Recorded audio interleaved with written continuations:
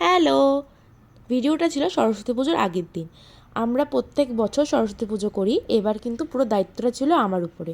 যাই হোক, সরস্বতী পুজোর আগের দিন আমরা চলে গেছিলাম সবাই মিলে সরস্বতী ঠাকুর আনার জন্য।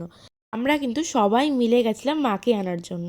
পরের দিন সকালবেলা তাড়াতাড়ি করে ঘুম থেকে উঠে স্নান টান করেই চলে গেছিলাম মণ্ডপের ওখানে। আর দেখো, সবাই লেগে পড়েছে কাজে। আর এবছর কিন্তু আমাদের মণ্ডপটা একটু আলাদা রকম করে সাজানো হয়েছিল, এই দেখো।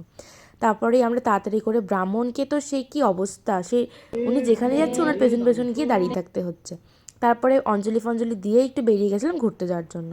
রেলগেটে প্রায় ওই 20 থেকে 40 মিনিট রেলগেটেই দাঁড়িয়েছিলাম। যেহেতু সকাল থেকে কিছু খাইনি, তাই জন্য খুব খিদে পেয়ে গেছিলো।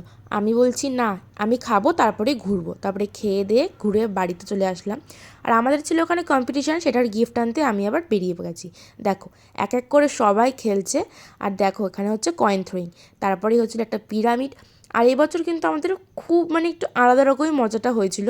আর খুব মজা হয়েছিল খুব। আর দেখো, এ যে কার মাথায় ডান্ডাটা মারবে তার নেই ঠিক, এক একজন তো এক একজনের মাথায় ডান্ডা মারছে। তো যাই হোক, প্রাইজ দেওয়া হয়ে গেলো। তারপরে তো আমরা নাচানাচি করে চলে আসলাম বাড়িতে। বাড়িতে এসে দেখি মা করেছে লুচি আর আলুর দম।